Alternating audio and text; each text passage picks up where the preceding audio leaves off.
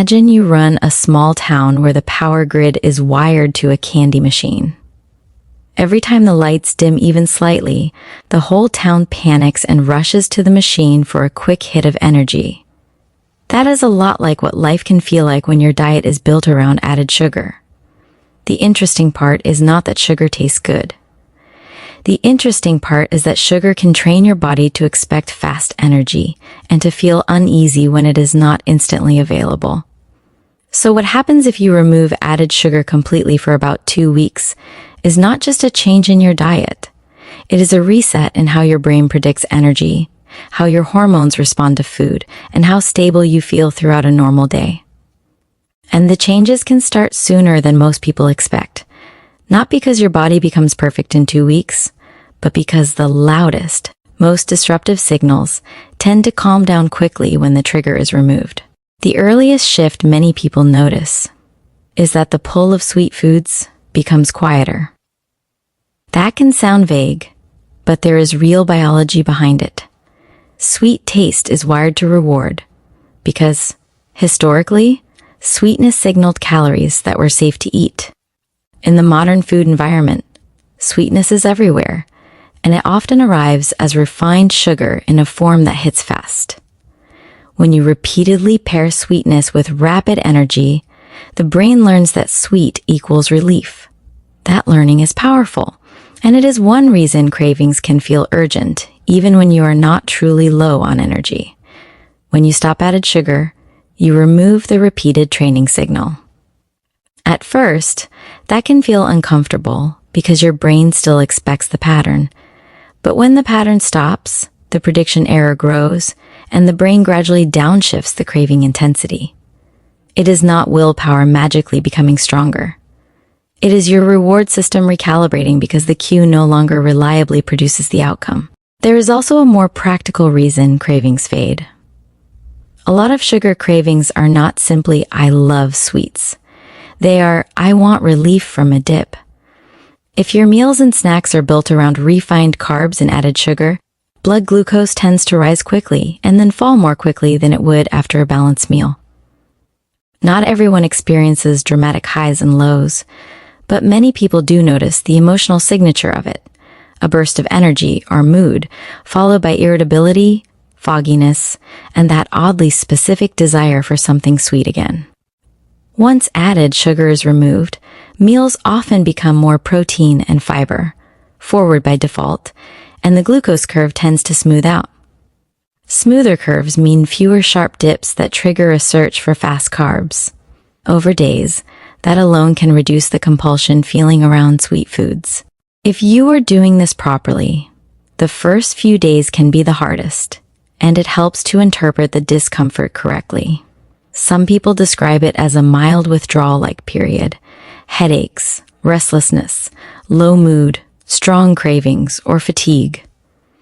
This is not proof that sugar is a drug in the same way nicotine is, but it is proof that your brain and body adapt to patterns, and changing patterns can create a temporary mismatch. Sleep can feel off. You might feel bored with food. You might feel like nothing sounds satisfying. That is usually a short phase, and it tends to improve as your appetite signaling becomes more stable and your taste perception begins to change. As cravings quiet down, a second change often shows up. You feel less constantly hungry. This can surprise people because they expect that removing sugar will make them feel deprived and ravenous. But hunger is not just about the size of your stomach. Hunger is the integration of many signals: blood glucose trends, insulin, gut hormones, stress hormones, sleep debt, and the brain's learned expectation of when food is coming. Added sugar can disrupt this system in a few ways. One way is purely mechanical. Sugary foods are often low in protein and fiber, and they pass through the stomach quickly. They taste intense, but they do not create long-lasting satiety. Another way is hormonal. Frequent high sugar intake can keep insulin responses frequent and sometimes exaggerated relative to the nutritional value of the food. Insulin is not bad, it is essential. But when insulin rises and falls repeatedly across the day in response to refined carbs and sugary snacks, it can make appetite feel less predictable. Over time, in many people, high added sugar intake is associated with weight gain and worsening metabolic markers, and those shifts often come with higher baseline hunger and more cravings. 2 weeks is not long enough to fix everything, but it can be long enough to notice that your appetite has fewer dramatic spikes. There is also a brain component to hunger that people underestimate. If your brain has learned that sweetness is the fastest route to relief, then hunger becomes partly a motivational state to seek sweet relief, not only a biological need for calories. When that pathway calms down, the feeling of hunger can become more literal and less emotionally urgent. People often describe it as the difference between I need something now and I could eat, but I can wait. That is a meaningful change, because a body that can comfortably wait is a body that is no longer constantly negotiating with cravings. Now, if you continue without added sugar, the next shift many people notice is a change in weight and in how they look and feel physically. It is important to be honest about what is happening here, because there are two different stories that get mixed together. One is water and glycogen. The other is fat loss.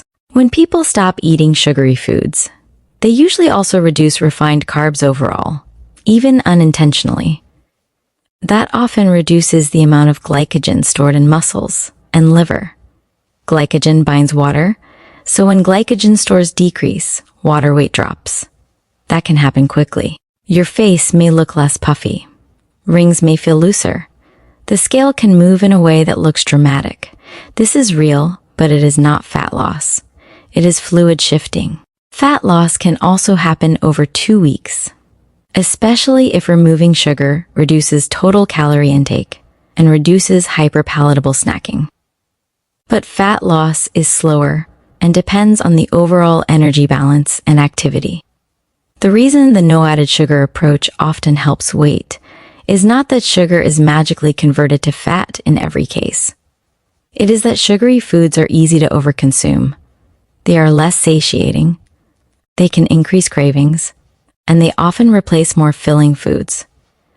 When you cut them out, you often end up eating fewer calories without feeling like you are dieting, and that makes fat loss more likely. There is another nuance that matters for your audience. If you want this to be bulletproof, sugar is not one thing. Added sugar in soda and candy behaves differently in the real world than sugar naturally packaged in whole fruit. Fruit comes with fiber, water, and micronutrients, and it tends to be more filling. Whole fruit is not usually the driver of metabolic problems in the way sugary drinks and ultra-processed sweets are. In a 2-week no added sugar challenge, many people keep whole fruit in moderation and still get benefits because they have removed the biggest sources of rapid, concentrated sugar. A strict approach can work too, but the evidence-based core is that added sugars and sugar-sweetened beverages are the main targets for most people. As weight and appetite begin to stabilize, many people report that their energy feels different. Not necessarily higher, like a stimulant, but steadier. This is one of the most meaningful benefits because it changes how your day feels from morning to evening. If you normally start the day with something sweet, you may get an early spike in energy that is really just a fast availability of glucose. But it can be followed by an energy crash and a desire for more. When added sugar is removed, your body is pushed to rely more on mixed fuels. Stored glycogen between meals, fatty acids released from fat tissue, and glucose generated more slowly from food and from internal processes. The brain likes predictability. When energy becomes more predictable, you often get fewer emergency signals, less shakiness, fewer sudden cravings, less afternoon collapse. There is also a sleep connection. High added sugar intake, especially later in the day, is associated for many people with worse sleep quality. Some of that is indirect, through overall diet quality, caffeine pairing, and late-night snacking patterns. Some may be related to blood glucose fluctuations and reflux. When people stop sugar, they often stop the late-night snacking cycle, and sleep can become more stable. Better sleep then improves appetite and energy the next day, creating a positive loop. Energy is also tied to inflammation and to gut comfort. For some people, a high-sugar, ultra-processed diet comes with bloating, irregular digestion, and a sense of heaviness after meals. Cutting out sugar often means cutting out a chunk of ultra-processed food. That can reduce gastrointestinal discomfort and the fatigue that follows it. It is not that sugar alone poisons the gut in everyone. It is that high sugar intake is often part of a dietary pattern that is low in fiber and high in processed fats and additives.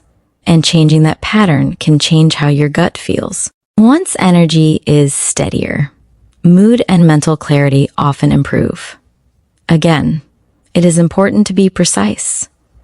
This is not a promise that sugar removal treats depression or anxiety. Mental health is complex, but there are plausible, evidence-supported reasons why many people feel mentally better when they stop added sugar. The brain is extremely sensitive to energy supply, and it responds not just to the amount of glucose available, but to the stability of that supply. If your day is punctuated by blood glucose swings, you may feel irritability, impatience, or fogginess that is partly metabolic. When those swings reduce, many people experience a calmer baseline. They describe fewer mood dips that seem to arrive out of nowhere. They describe being less reactive. They describe feeling more capable of focusing. There is also an inflammatory story that is often exaggerated online, but there is a solid core to it. Diets high in added sugars are associated with worse cardiometabolic health and can correlate with higher inflammation markers in populations, especially when they contribute to excess calorie intake and weight gain. Lowering added sugar can improve metabolic markers, and improved metabolic health often correlates with better subjective mood and energy. It is not a magical detox. It is a reduction in a dietary stressor and an improvement in overall diet quality. A useful way to explain this without overclaiming is to frame it as noise reduction. If your nervous system is constantly dealing with spikes, dips, cravings, and poor sleep, your mood is carrying extra noise. Removing added sugar can reduce some of that noise for many people, and when the noise drops, your natural emotional regulation works better. Now we move to something that people often notice in the mirror: skin changes. This topic attracts misinformation, so it is worth getting it right while keeping it engaging. High glycemic diets can worsen acne in some individuals, and there is evidence that diets with a high glycemic load may increase acne severity, likely through insulin and insulin-like growth factor signaling that affects sebum production and skin cell turnover. This does not mean sugar is the only cause of acne, or that everyone's skin will clear.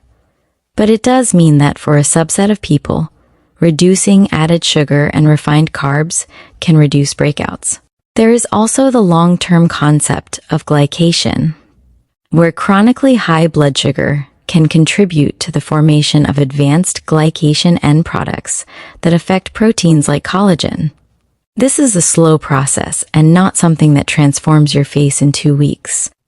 But in the short term, what people often see is reduced puffiness and reduced inflammation, which can make skin look calmer and less irritated. If cutting sugar also reduces ultra-processed foods and improves hydration, that can further improve the appearance of skin. If you want to keep the tone calm and credible, you can say it like this: skin responds to hormones, inflammation, sleep, and diet quality. Removing added sugar can shift all of those factors in a direction that often helps, especially for people who are sensitive to high glycemic foods. Next comes a change that is less glamorous, but often deeply motivating: less stiffness, fewer aches, and a general sense that the body feels less inflamed. People use the word inflammation loosely, so it helps to connect it to lived experience. When someone is eating a diet high in added sugars, they are often also eating more ultra-processed food overall. That pattern is associated with higher body weight, worse blood lipid profiles, and sometimes more joint discomfort. When you remove added sugar, you often improve overall nutrient density, more protein, more whole foods, more fiber, more micronutrients. You also often lose some fluid retention early on. Both can contribute to feeling less puffy and less sore. There is also evidence that high sugar intake can contribute to higher triglycerides and worsen fatty liver in susceptible people. When those markers improve, some people report feeling physically lighter and less sluggish. The sensation of stiffness is not a direct inflammation meter, but many people do experience a noticeable improvement in body comfort when they remove high-sugar foods, especially if those foods were replacing healthier options. It is also worth mentioning that this is not universal.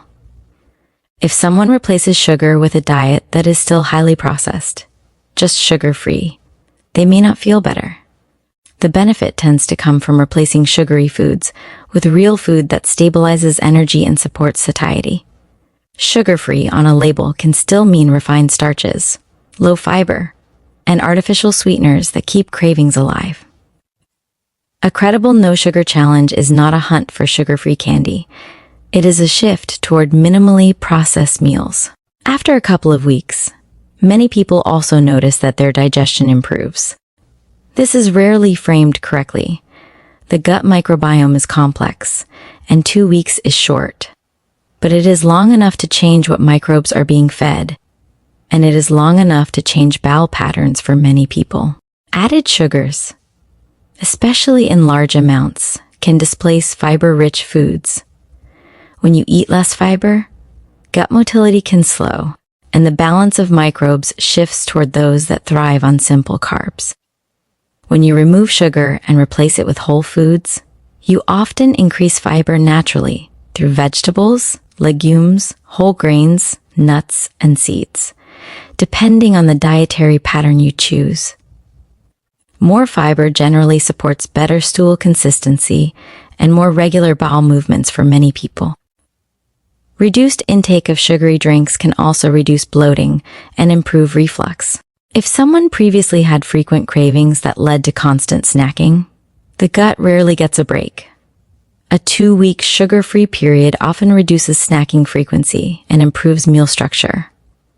That can also improve digestion because your gut is not constantly processing small amounts of food. It is a simple behavioral shift that can have meaningful effects. Now, we get into internal organ health, especially the liver. This is a key part of the Stop Sugar story, and it is one of the parts that has strong evidence when stated carefully. The liver is a central hub for metabolic processing. When you consume fructose, the liver plays a major role in handling it. In whole fruit, fructose comes with fiber and a small dose, and most people handle it fine.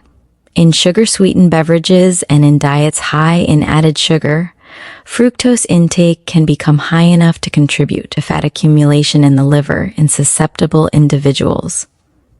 This is one reason sugar-sweetened beverages are strongly associated with non-alcoholic fatty liver disease risk. When you remove added sugar for 2 weeks, especially if you remove sugary drinks, you reduce a major liver burden. In some people, liver fat and liver enzyme markers can improve with dietary changes over weeks to months. 2 weeks is not a miracle, but it can be the beginning of measurable improvement, particularly if the person also reduces overall calories and increases whole food intake.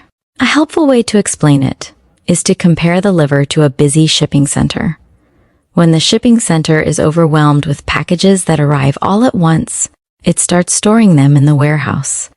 When you slow the inflow, it can catch up, process what it has, and reduce the warehouse overflow. That is a simplified metaphor, but it keeps you from claiming instant detox while still communicating why added sugar, especially from drinks, matters. Kidney health is often mentioned in sugar discussions too. And here you want to be conservative and accurate. The kidneys regulate fluid balance, electrolytes, and filter the blood. High sugar intake is associated with higher risk of developing type 2 diabetes in the long run, and diabetes is a major risk factor for kidney disease. So reducing added sugar can support kidney health indirectly by improving metabolic risk factors. In the short term, some of what people interpret as kidney benefits is actually less fluid retention and improved blood pressure, which can happen when diet quality improves and when processed food intake drops. Another internal change people often feel is improved cardiovascular markers. Over 2 weeks, you may see improvements in triglycerides and blood pressure in some individuals, especially if they were consuming a lot of added sugar and processed foods. This is not guaranteed, and it depends on the baseline diet, but it is plausible and supported by broader research linking lower added sugar intake with improved cardiometabolic risk profiles over time. The short-term change is often most dramatic in people who are drinking sugary beverages daily, because removing that single habit can significantly reduce calorie intake and improve metabolic strain. Now let's talk about the brain in a way that stays evidence-based.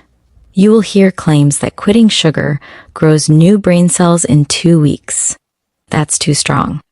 Neurogenesis does occur in specific brain regions, and lifestyle factors like exercise, sleep, stress, and diet can influence brain health. But claiming a direct, rapid brain cell growth effect from sugar elimination alone is not something you can state confidently as a 2-week guarantee. What you can say, credibly, is that the brain functions better with stable energy and good sleep. If quitting added sugar stabilizes energy and improves sleep for someone, concentration and memory can feel better. Many people report reduced brain fog and improved focus. That is not mystical. It is the brain operating under more stable conditions. You can also explain the dopamine and reward aspect here without sensationalism. When someone constantly uses sweet foods as a reward, other rewards become less satisfying. This is not a moral failure. It's basic reinforcement. During a 2-week period without added sugar, the reward system often becomes less spiky, and people begin to enjoy less sweet foods more. This is a real and fascinating effect. Taste buds and reward expectations can shift. Strawberries can taste sweeter than you remember. Plain yogurt can taste less bitter. You become more sensitive to sweetness because you are no longer saturating the system. At this stage in the 2-week journey, you can bring the listener into practical reality, what no sugar actually means. If you want your audience to succeed, you cannot leave it as an abstract concept. No added sugar means you are avoiding obvious sweets like candy, pastries, sweetened cereals, sweetened yogurts, and desserts. But the bigger trap is hidden sugar in sauces, dressings, bread, flavored coffees, healthy granola bars, and many packaged foods marketed as convenient. Many people fail not because they are weak, but because they are unaware. They remove dessert but keep multiple small sugar sources that keep cravings alive. A strong evidence-based approach is to keep the message simple. Focus on whole foods and minimally processed meals for 2 weeks. Build meals around protein, fiber, and healthy fats so you stay full. If you do that, you automatically crowd out the packaged foods where added sugar hides. Protein matters because it is the most satiating macronutrient for many people, and it helps preserve lean mass during weight loss. Fiber matters because it slows digestion, supports gut bacteria, and improves satiety. Healthy fats matter because they provide steady energy and make meals satisfying. If you combine those, your need for sugar often drops because your body stops sending urgent hunger signals. You also want to address what happens when people use artificial sweeteners as a replacement. The research is mixed and depends on the person and the context. For some people, Non-nutritive sweeteners help reduce sugar intake and are a useful transition tool. For others, the sweet taste keeps cravings active and maintains the habit loop, even if calories are low. An evidence-based, practical stance is, if sweeteners help you get off sugary drinks, they can be helpful, but pay attention to whether they keep you seeking sweetness all day. The goal of 2 weeks is not only fewer calories, it is retraining your palate so real food tastes good again. Now bring it back to the lived experience of the 14-day timeline without turning it into a rigid promise. In the earliest days, cravings can be loud and energy can feel unstable. As you approach the middle of the 2 weeks, appetite tends to become steadier, and the constant mental chatter about food often quiets down. As you get closer to the end, many people notice that their baseline mood and focus are better, and sweet foods feel less compelling. A calm way to describe it is that your body begins to remember how to run on a mixed fuel system. If you have been relying on frequent sugar hits, your system becomes biased toward quick glucose. When you remove that input, your metabolism becomes more flexible. This flexibility is not the same as ketosis, and you do not need to turn this into a carb war. It is simply the ability to go between meals without feeling like your energy and mood collapse. It is also useful to mention that not everyone experiences the challenge the same way. Someone with very high sugar intake might feel a dramatic change. Someone who already eats a mostly whole food diet might notice only subtle improvements. Someone with diabetes or on glucose-lowering medication must be cautious because changing diet can change blood glucose and medication needs. That is a safety note worth including in a factual speech. If you want to end the hour in a way that feels motivating without being preachy, anchor it in a realistic next step. The point of 2 weeks is not perfection. It is information. It is a personal experiment that teaches you how your body responds when the constant sweet signal is removed. After 2 weeks, many people face the same fork in the road. They either return to old habits and the cravings return, or they reintroduce sweetness intentionally and cautiously.